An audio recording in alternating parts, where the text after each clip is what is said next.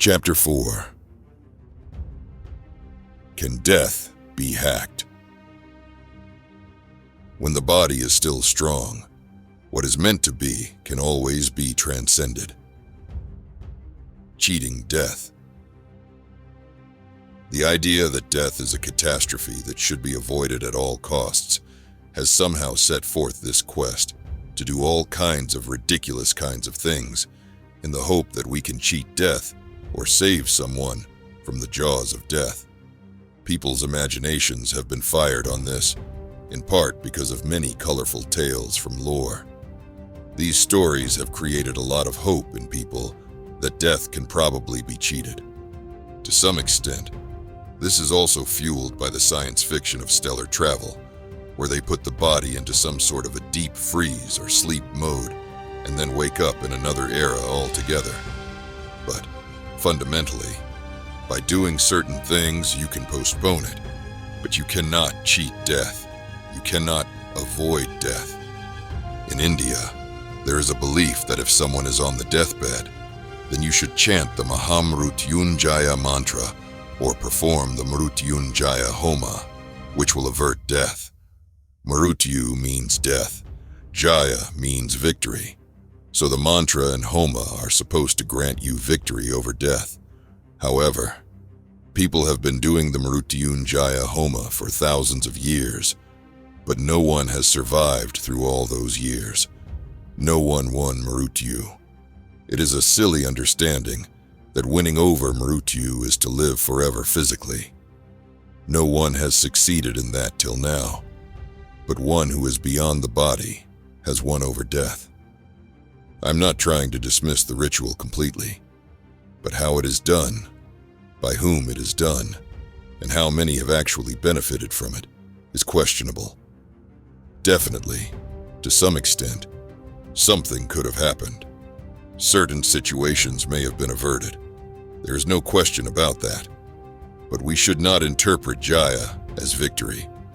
Mrutyunjaya can mean that you have transcended the fear of death. If you transcend the fear of death, in a way, death does not matter. I have not looked at the ritual in detail, but in my understanding, probably in ancient times, they performed this to give one freedom from the fear of death. Somewhere along the way, advertisements and the commercial aspects of it took over, and they started saying, "You will never die if you do this." About 15 years ago, something like this came our way.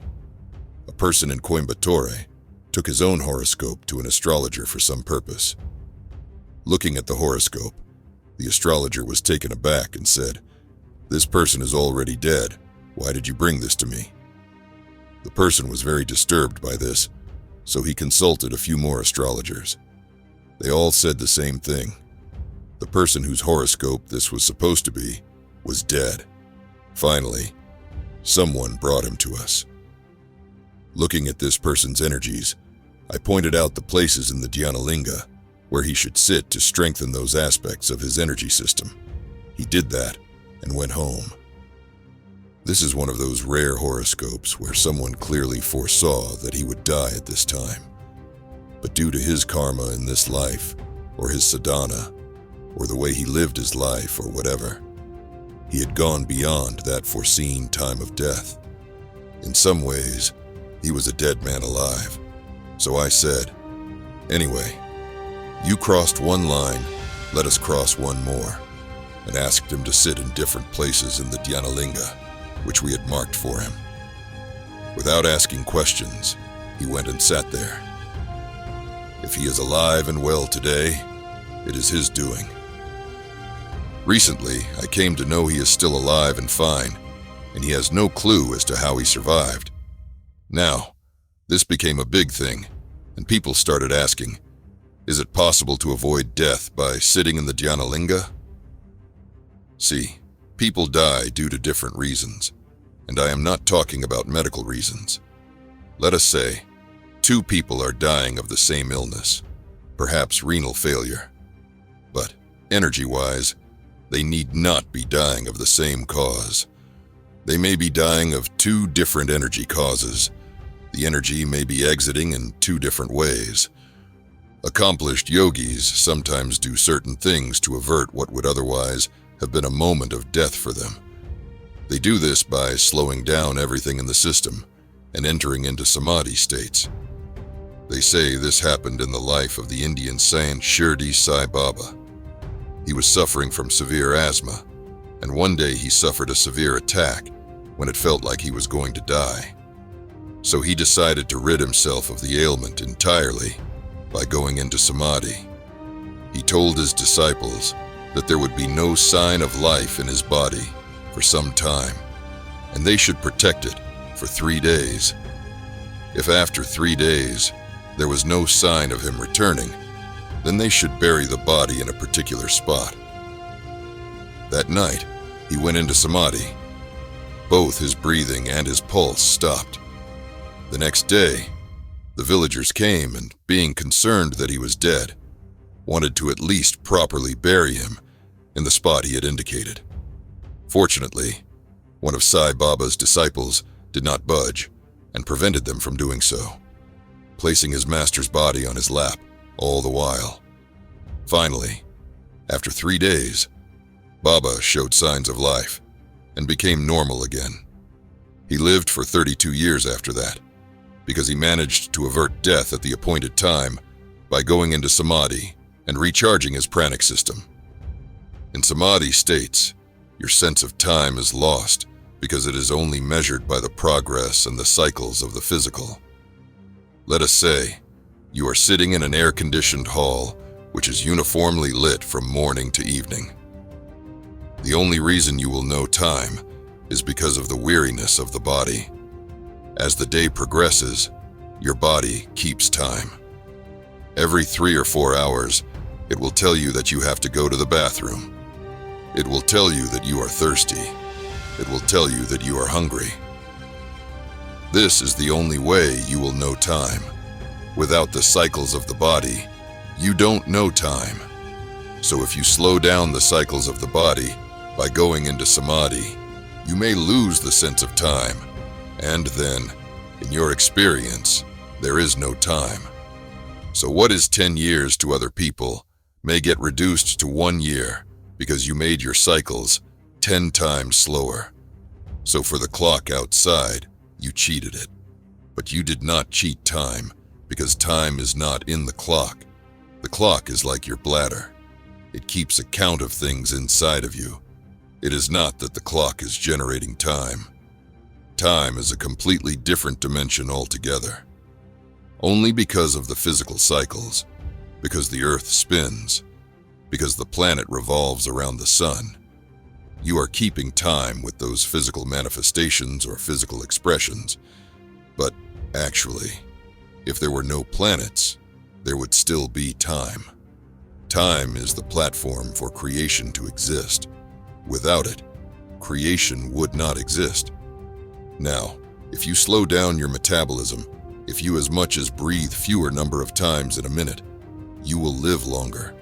You will not be deceiving time. It is just that you slow down the body and stretch that time. If you distance yourself from the body, you deceive time. Samadhi works like that.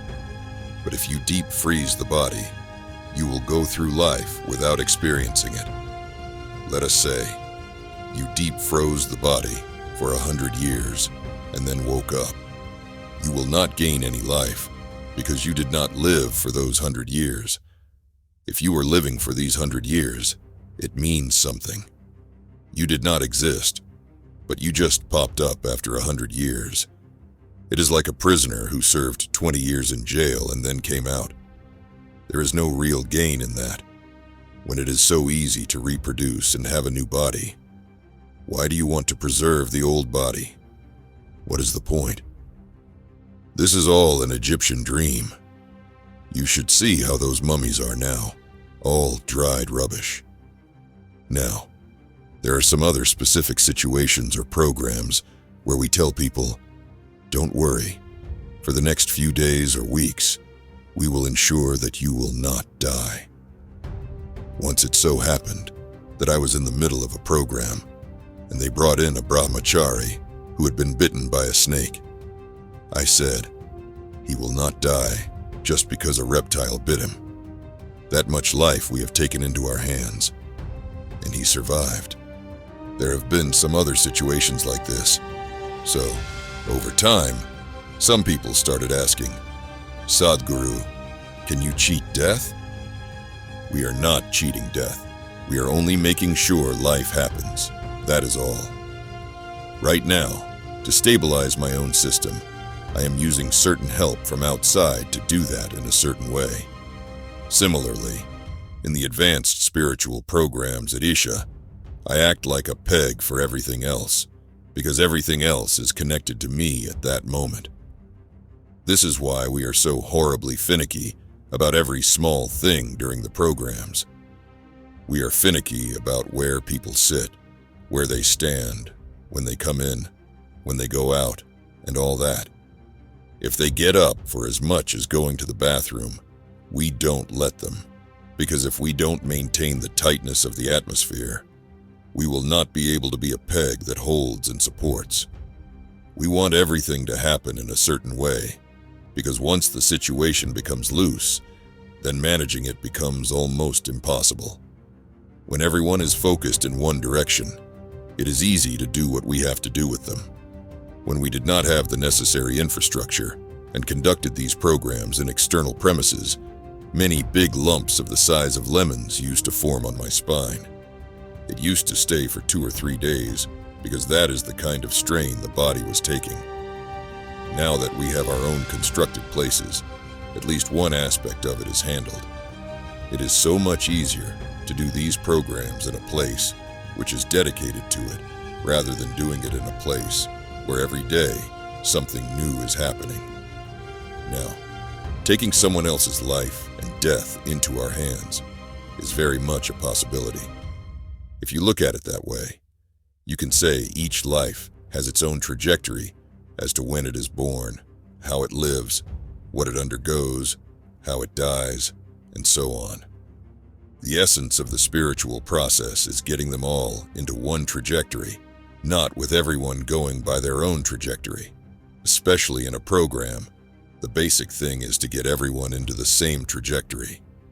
If you have all of them focused in such a way that at that moment their lives become one trajectory, then it is easier to hold them. It is easier to ensure that life happens in a certain way for them.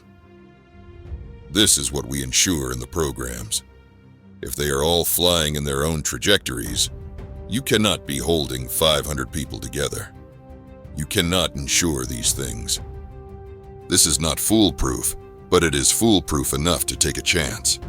It is not absolute, but it is 99.9% absolute. The rest depends on managing the situation. It is not just this. A lot more is being done. It is just that it will look like too much mumbo-jumbo if I talk about it. Almost every day, at least a dozen photographs of people who are on their deathbed come to me. People want to know whether they will die or not, or if something can be done for their recovery, whether it is the right time for them, or if something can be done for them. It is dealt with without making too much drama about it. You could create a lot of drama about it and become like a Superman. But I want to be able to go out and play golf anonymously. So it is better to be like this. In an earlier section, I narrated how one of our teachers went to the Himalayas and died. So if it is possible to avert or postpone death in some cases, could his death have been avoided? If you attempt such interventions, there are many things you will have to do. In today's world, due to various cultural and attitudinal situations, people are not available to you in that dimension. Maybe people who are at the yoga center are available to some extent, and you could do something with them, but even they are not fully available. The worst part of this modern life is everything has to be explained. Life does not work like that. Tell me, how are you alive? With all your science, explain to me, what is keeping you alive right now? I will show you how many holes there are in your explanation. Since you have to explain everything, There are so many things you cannot do with people. They will put everything under their limited logical lens and come to their own conclusions. You can intervene in some way only with a few people.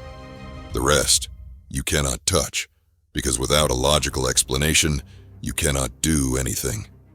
This is the nature of life today. Just telling him, "Don't go," would not have worked. So was it meant to be? Not necessarily. When the body is still strong, what is meant to be can always be transcended. Maybe I would have asked him to go on a long sadhana, but he would not have complied just because I asked him to.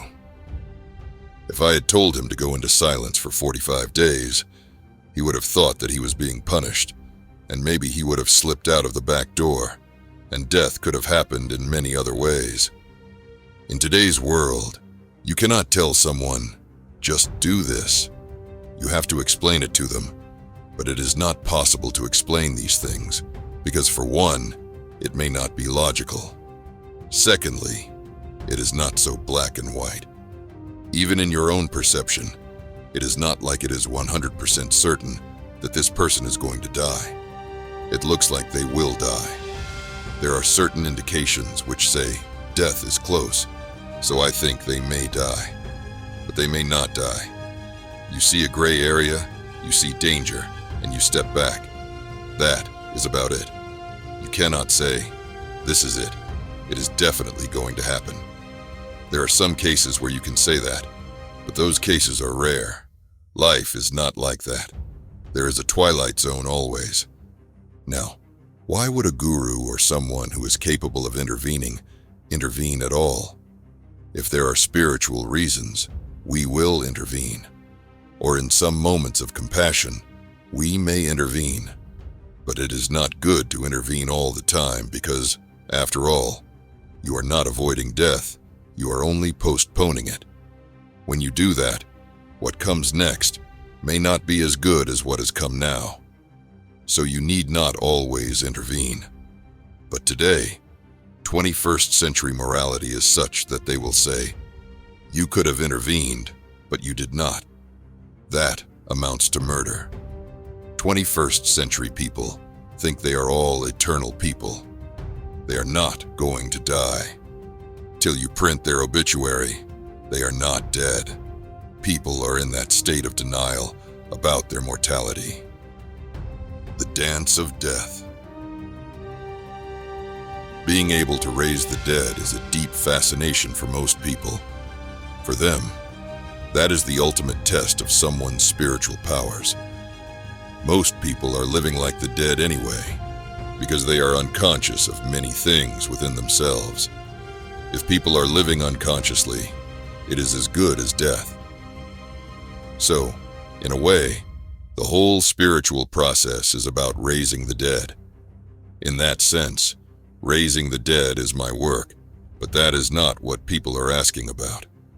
They are very interested in knowing if I can make a corpse come alive again. This is a very immature desire that stems from some historically famous incidents.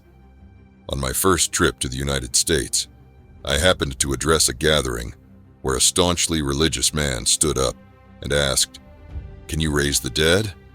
I said, "Why would I do such a stupid thing?" It is a stupid thing because the dead should remain dead, is it not? If all the dead came back, could we live here? Are we not glad that they are all dead? You are probably thinking of one person, your husband or your wife, or your father or your mother, or someone like that. But I am talking about all the billions who have died on this planet till now, including the dinosaurs. Only because they are dead, it is possible for us to live here. And what kind of a fool would bring back the dead? Only someone who has no sense of life at all, and absolutely no perception of life, would interfere with the life process and bring back the dead. Transforming yourself is one thing, meddling and fixing life around you is another thing. Life has a certain process much deeper than you can understand, so don't cut it and meddle with it by doing silly things. It once happened. It was the dream of an elderly couple in Texas to visit Jerusalem, the Holy Land. So they made the trip and relished every step that they took there. They took the road that Jesus walked with the cross and visited the place where he walked upon water and all that. Unfortunately, in all this excitement, the wife had a heart attack and died. Now, the local funeral director came and made an offer to the husband. "See, we can do all the rituals for your wife for just $6,000. But if you want to transport her back to Texas, it will cost you $24,000, and we don't know what the funeral charges in Texas are." The man thought about it and said, "No, I will take her back to Texas." They asked, "Why?" "This is the Holy Land. This is the best place to bury her, and it is cheaper too." He thought about it again and said, "No, I am taking her to Texas." They asked, "Why? It does not make sense. Why do you want to do this?" The man replied, "In Texas, the dead stay dead." Historically, there have been many people who were declared dead, but they came alive after some time. Sometimes, they popped out by themselves from their coffins, even during their funeral. So this is also one of the reasons why people are looking for some miracle to bring their dead back to life. But these were not cases of miracles or someone meddling with life, but that of misdiagnosis. Today, defining death is a big challenge because science has learned that death is not an event, but a process that could stop progressing or can even reverse itself due to various reasons. In fact, medically, they even have a term for it. They call it the Lazarus phenomenon, when someone who was declared dead comes back to life after some time with no explanation. In India, there have been many instances where someone died and they took the body to a yogi or someone like that, and then the dead person was revived. But these two are not revivals in the true sense. It is more like going to a doctor of a different kind. Mostly, these were deaths that were caused by snake bites. When one is bitten by a snake, the prana takes a much longer time to leave the body. In the meantime, if the effect of the venom wears out, or if there is an external infusion of prana, then it is possible for the person to be revived. Doctors who work with snakebite deaths may have seen this. With certain kinds of snake bites, especially that of the cobra or naga family, when everything has been done and the victim has still not been revived, sometimes if you put them on a ventilator, after a while, they make a recovery, just like that. I experienced something like this in my own life. I have been bitten by cobras at least 5 or 6 times in my life. Once, it almost killed me. I had picked up this cobra, but I did not notice that there were 2 of them entwined together. It was not the mating season, but for some reason, they were together, and when I picked one up, the other one fell on my foot and bit me 4 times. Its venom started to get me. It must have hit the bone the first few times, so it kept going until it hit the flesh and let the venom out. Once the venom enters your body, you experience a different kind of pain. It is not just the biting or the poking kind of pain. It is like an injection. When they pierce a needle, there is one kind of pain. When they inject the medicine, there is another kind of pain. So I put the cobra away and started to attend to the bite.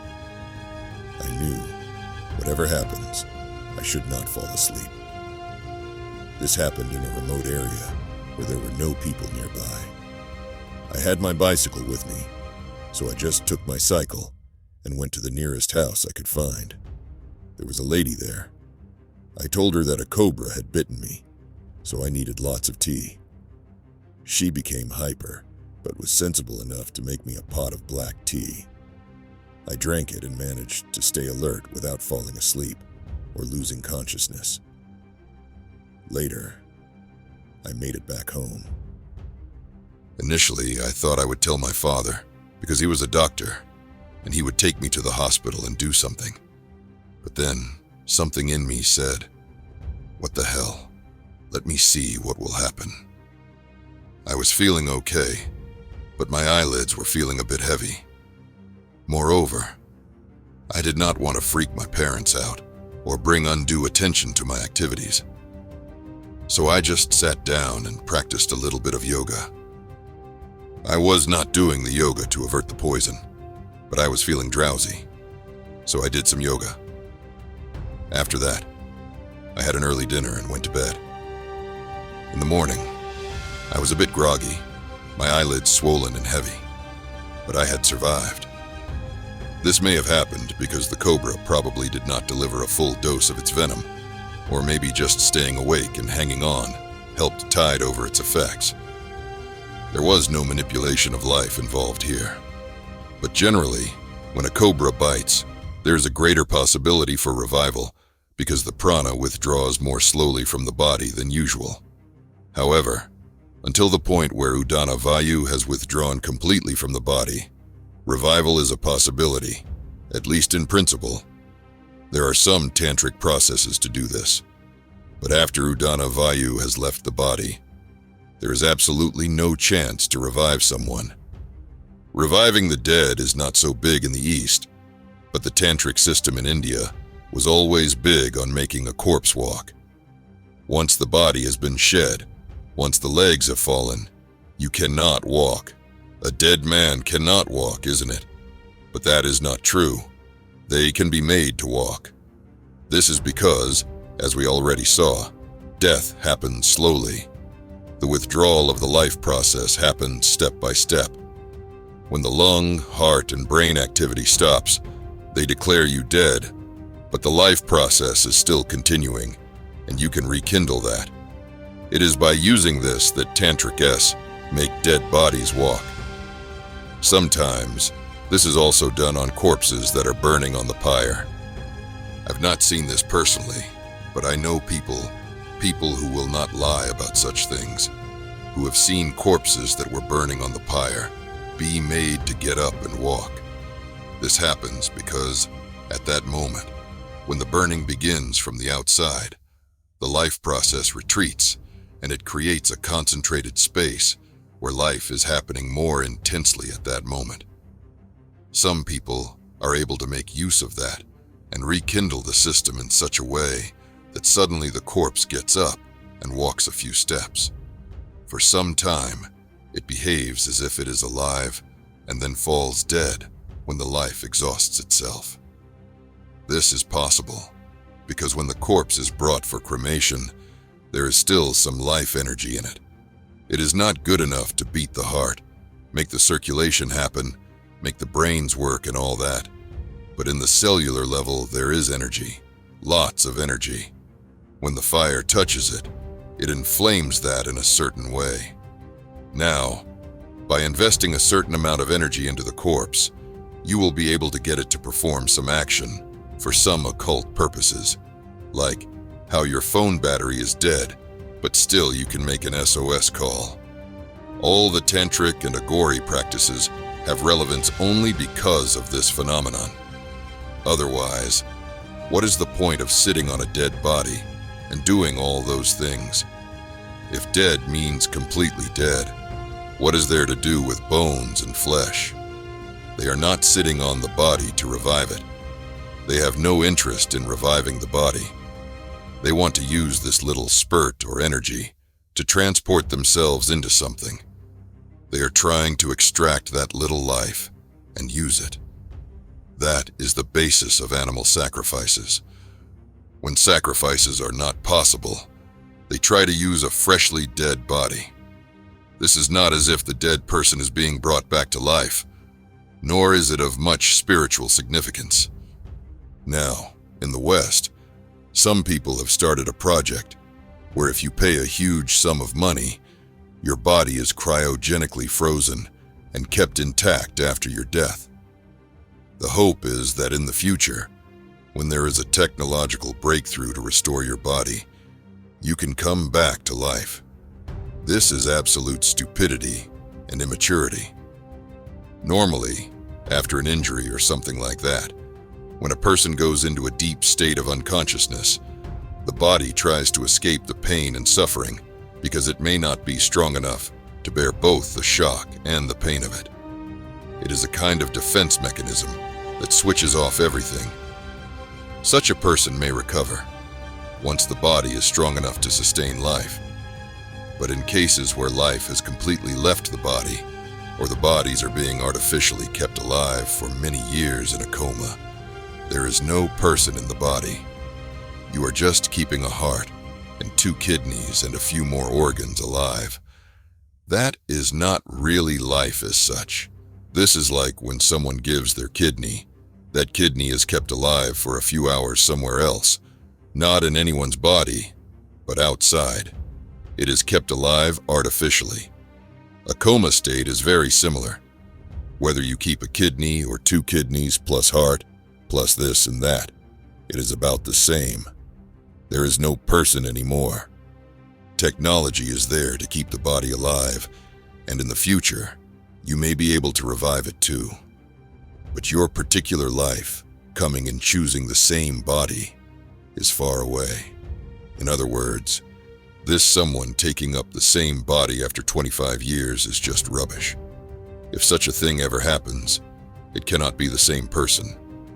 By accident, it could have happened that some other consciousness or disembodied being got into it. That is all. But it is such a great business idea. The pharaohs of Egypt spent the money needed for mummification then. But even now, it is good business because you pay in advance, not on revival. Unfortunately, there is no benefit for the mummified one. I doubt such a thing will ever happen, but something like this can happen in a different way. You may have heard of yogis leaving their bodies, going somewhere and returning to take it on. Sometimes, it so happens that before he comes back, another yogi takes on the body and goes away. It is like you park your motorcycle and go somewhere. Meanwhile, someone else picks it up and leaves. Such things may happen, but the chances are very remote. Transmigration. The Eastern and Native American cultures were big on transmigration, the process of someone taking on the body of another person, usually a freshly dead person. In India, it is called Parakaya Pravesha, entering another body. It is considered one of the Ashta CDS, or the 8 great capabilities for a yogi. There are many instances of transmigration in Indian lore. One famous instance is that of Adi Shankara. In ancient India, there were neither heretics nor the persecution of people for their personal beliefs. Whenever people had something new to propagate, they would debate with those holding opposing views. During his time, Adi Shankara was a formidable debater. His sense of logic was astute. You don't argue with a man like that. But once a famous religious scholar challenged Adi Shankara to a debate and lost. Then that man's wife maneuvered herself into the argument. You know how women are. They are fiercely protective of those dear to them. She said, "You defeated my husband, but he is not whole. We are 2 halves of the same thing. So you must debate with me also." How can you beat this logic? So the debate started with the woman. Then she saw she was losing. So she started asking him questions about human sexuality. Nevertheless, Shankara continued to debate with her. Then she went into more details, and then she challenged, "What do you know by experience?" This was a trap because Shankara was a brahmachari. He realized that this was a trick to defeat him. He said, "I need a month's break. We will pause the debate here and resume after a month." He then went into a secluded cave. He told his disciples, "No matter what happens, don't allow anyone into this cave because I am going to leave my body and look for another possibility for some time." It so happened that a king was bitten by a cobra and had just died. Normally, when someone dies, from the moment the breath stops, it takes about 1.5 hours for the pranavayu to exit completely. The other pranas will be still present and exiting slowly, but the prana vayu will have exited completely by then. But when the cause of the death is a cobra bite, this takes up to 4.5 hours. So, in many ways, this is an ideal condition for one who wants to enter that body. Shankara left his own body to take the king's body. He left behind his Vyana in the system because his body needed to be maintained for him to be able to come back. He took the king's body to answer the woman's questions experientially. So he went through that process. When some wise people around the king saw that a man whom they had declared dead had suddenly sat up and was full of energy, they became suspicious. They could recognize by his behavior that it was not the same person. It was clear to them that there was someone else in the same body. They sent soldiers all over the kingdom to look out for dead bodies and burn them immediately. Their intention was that now, since the king had come back alive, he should not leave and go back. So what if he was a different guy? He looked the same, and it was very important for the kingdom to have its king. So the soldiers were sent everywhere to find and burn all the dead bodies. The soldiers managed to locate Shankara's body in the cave and wanted to burn it. His disciples tried to mislead them, saying that their guru was not dead, but in Shavasana and would wake up soon. Suspecting fraud, the soldiers built a pyre in the cave itself and placed Shankara's body on it. Just as they were about to light the pyre, sensing this situation, Shankara relinquished the king's body and returned to his own. The king dropped dead once again, and Shankara returned and went on to win the debate he had left midway.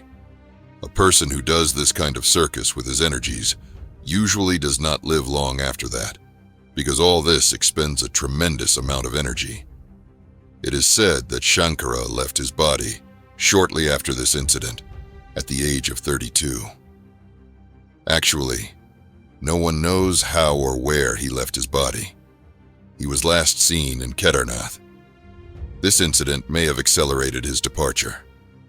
There is another famous incident involving a yogi who was later known as Thirumular in Tamil Nadu. His original name was Sundaranathar. He was from southern Tamil Nadu and traveled to Mount Kailash. It is said that he was initiated there by Shiva himself. After spending many years at Mount Kailash, he returned south to meet his contemporary sage friend, Agastya Muni, who had settled in Tamil Nadu. While passing through a forest on his way back, he saw a herd of cows crying. Their cowherd had just died of a snake bite. Moved by the sorrow of the cows, he decided to take the dead cowherd's body for some time and console the cows. He left his body inside the hollow of a tree and entered the body of the cowherd. The cows became happy, and he herded them back to the village. He then came back to the tree to retrieve and re-enter his own body. But to his surprise, his body was not to be found anywhere. So he continued to live in the body of the cowherd. People in the village were very surprised to see that their simple cowherd now espoused spiritual teachings and composed many spiritual hymns. His name was Mular, so out of respect, they began calling him Thirumular. Thiru is a Tamil honorific, and he became known by that name. Over 3,000 spiritual compositions are attributed to Thirumular, and they are sung even today. Are such things possible? Very much possible. There are many more examples of transmigration in India. Is it a feat? Not really. All it takes is a little bit of an understanding of the mechanics of how life happens within you. Now, if one wants to enter the body of someone who is alive, it would take a lot more. Either the person whose body you enter into must also be accomplished enough that they can make space for the other person, or they must be extremely weakened because of disease or something, and it is like they are halfway gone. If it is a full-blooded body, and there is no awareness of anything, then it is not possible. All this is occult. It is not of spiritual significance, really. It is also one way of sometimes proving to yourself or to others that such things can be done. Or sometimes, these things are done to do something that you do not want to do in your own body. The reasons can vary. Sadhguru Sri Brahma also did something like this towards the end of his life, in a desperate attempt to fulfill his guru's dream. Seeking immortality. Immortality has always been a fancy pursuit of the affluent. When people became affluent, they felt they had everything, but still, life had not happened to them. So they wanted to hang on. Immortality has also been the quest of miserable people in the world. It is a misunderstanding that people who are joyful, people who live their lives really well, are unwilling to die and they seek immortality. If joy becomes your companion, other things may have no place in your life. If you notice, when you are joyous, you are not greedy anymore. You are very generous. You will give away anything at that moment. It is only when you are miserable, you are very greedy. Happy people are loosely attached to life. They are willing to drop off at any time. People always think that miserable people want to die. It is not so. Miserable people cling to life more than anyone else. The more miserable they are, the more they cling to everything around them. Even if they live for 100 years, they will cling a little more and a little more, because they have never really lived. All the time, they were so immersed in their own misery that they never had any time to live. A happy person does not cling to anyone. When a person is blissful with their life, they are not bothered whether they are going to be reborn or not. They are not even bothered whether they are going to be alive or dead tomorrow. They are so blissful. When you are really happy, you don't need anyone. You don't need your wife, you don't need your husband, and you don't need your God. When you are very happy, all gods are forgotten. God is the creation of miserable people. Because there are lots of miserable people in the world, God has thrived. If the world was full of blissful beings, God would disappear. If all of us are truly happy, God has no business in this world. We can handle ourselves. We need God only because we have created so much of misery within ourselves, and above all, such a fear of suffering. When you become really happy, happy beyond words, when your joyousness transcends all limitations, you are ready to die. You feel, this is it. I'm willing to dissolve myself and go now. Joy prepares you for death. A man who is ready to simply die when everything is well is a man who has seen life. Lovers who have tasted the joy of togetherness, even for a short while, are willing to die. Have you not seen this? A miserable man is not ready to die because he has been a miser about living. He never lived, so he thinks that if he gets one more year, he will live better. Most people are like this. In the past, every king, every powerful person on the planet always sought to somehow become immortal. But in reality, if you really want to curse someone, don't wish them death. Wish them an endless life. That would be the worst curse for anyone. If someone lives by sadhana, and through sadhana, he or she extends their life, then it is different. This is not stretching life forcefully. On the contrary, you are providing life with the necessary support to fledge itself out further. In yoga, we have always been saying humans can live up to 160 years, but rarely in recent times have we seen anyone living up to that age. On average, global life expectancy has gone up significantly.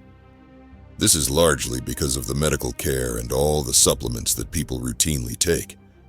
It is causing other problems, but it is giving an extension of life. Many organs are rejuvenated, because of the battery of minerals and nutrients one takes. Now, they say, if we somehow survive for another 50 years, we can live for 500 years, because by then, technology would have advanced so much that we can culture a new heart and a new liver and a new kidney in a laboratory and refit ourselves with everything new. Some people were telling me how they are going to live for 400 years. They have made plans. They are making contracts with laboratories, with doctors, as to when they will replace which organ, whether it is still working or not working. They have already decided this by looking at one's genetic predisposition and other biological markers. They have already decided that at the age of 80, they will replace their heart. At the age of 85, they will replace their kidneys and all the bones and joints, and so on. These are the kind of plans they have made to live for 400 years. Such people will suffer immensely for this. Extending the life of the body may become possible, but unless you have sadhana in your life and a certain level of mastery over your system, you will not have a mind if you live that long. You will live like a zombie. Without the needed sadhana, if you stretch the body, the mind will cop out. You will find many people with still sturdy bodies, but their mind gone because they have run out of their prarabdha karma. It is like you have the hardware, but you have run out of the software required to run it. They are unable to open up the next dimension of memory because they have no sadhana. That just leaves an empty screen. Wanting to live long is not a problem, but this thinking of forcefully increasing the lifespan arises from a certain arrogance against life which I don't like. This happened in the year 2050. A few scientists made an appointment with God. They met him and said, "Hey, old man, you have done pretty well with the creation, but everything that you have done, we can also do now. So we think it is time you retire." Then God said, "Oh, is that so? What is it that you can do?" They said, "Just watch this." They pulled out their test tubes and conical flasks and all that. They took some soil and mixed various things with it, and produced a live baby, and it started crying. See, here it is. We can make life. So where is the need for you? You can retire. To this, God said, "That is great, but first, get your own soil. If you want to work on the extension of the life of your body, you need to do it with the right kind of sadhana, not with outside fixing. If you do the right kind of sadhana, when the body is stretched, along with it, the prarabdha karma will also open up. It will open up other dimensions of karmic substance, and there will be substance to keep this going. If there is no substance for the being, but there is substance for the body, you will become like a ghost. At least, a ghost does not occupy space and does not eat food. You will eat food and occupy space, but you will live like a ghost. If you do sadhana and live for 400 years, then you would be of tremendous value to the world. You will be of value not just because you will live long and have immense wisdom, but because of who you are and what you have become. Because of the sheer maturity of life, it will organize itself in that way in your body. Your being, or what you are, will float around effortlessly like a bubble. In terms of sadhana, hatha yoga is very important because you need a good physical base. Moreover, if you are in such a state within yourself that when you close your eyes, you have no sense of time, then time is deceived by you. If the cellular aliveness is kept up in a youthful manner, the body can last because it can rejuvenate itself. Most importantly, if you are burning your karma strong enough, new levels will naturally open up. Without sadhana, you have no way of digging deeper into the larger karmic substance, or what you call sanchita karma. Such a person will not be able to sustain life extension. Also, your experience of life will not be enhanced in any way just because you live for a greater number of years. A reasonable number of years, yes, but simply extending years is not going to make your life any greater in your experience. If you just say, I am 150 years old, others may be impressed, but in your experience, what is the difference? You must decide if, for you, life is an account book or a phenomenon. If it is an account book, numbers matter. If it is a phenomenon of experience, then numbers don't matter. Seeking the next dimensions. People ask this question. If my life is going well, why not continue this endlessly? What is wrong with this? Why seek something else? Now, it is not because we are suffering this that we want to move on. The very nature of the being is such that it wants to go to the next dimension or to the ultimate dimension. It is like this. After you were born, you learned to walk. It was the most exciting thing. And then you grew up, then you got married, you made money, you produced children, and you died. And again, you were born. Again, you were excited about standing up. And you were also excited about riding a bicycle. And again, you met your boyfriend, and you were very happy. And then you were disappointed. And again, you got married. This is happening again and again. Suppose you actually realize this, not because someone told you, but because you actually saw that you have done this 1,000 times over and still are going through the same process again and again. Would you want to go through it again? About people's lives going well. People think if they are married, if they have a house and children, and if they have tons of money in the bank, they are living well.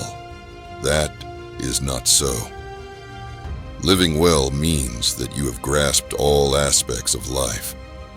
If you have grasped everything that is there to know about life, then you have broken through the bubbles of memory in which you are storing these different things. If it all bursts out in you, you would definitely like to move on to the next dimension. Once one realizes one is repeating the same thing, they will suffer. They will want to move on to the next dimension. Or look at it this way. Suppose we make you watch your favorite movie over and over again, 7 times a day, every day, for the next 1 month. After all, it is a wonderful movie and you like it the most. You will be coming out with tears in your eyes when you watch it the first 5 times or 10 times. Then unless you are totally gone, you will see it is just a play of light and sound. Once there is no involvement from you, you will simply sit back and look at it. Suppose, in addition to this, I also took you to the projector room, and it really sinks into you that the whole goddamn thing is just 2 wheels and a light bulb tricking you, churning up all these emotions and making you believe all this. You may still enjoy a movie, but you will not be involved anymore. The longing to move on to the next dimension becomes urgent, especially if you look back and realize you have been in the same movie for a long time. This dimension is about this and that. In your present state of mind, this and that, or that and that, is interesting right now. But the next dimension is just this and only this. What is seemingly many will turn out to be one. This may not seem to be interesting to you right now, because you can think, feel, understand, and project only from the dimension in which you exist. But that is how it is. The sooner you realize that you have been in the same dimension, the more you will long for what is beyond that. Until then, it will seem uninteresting to you.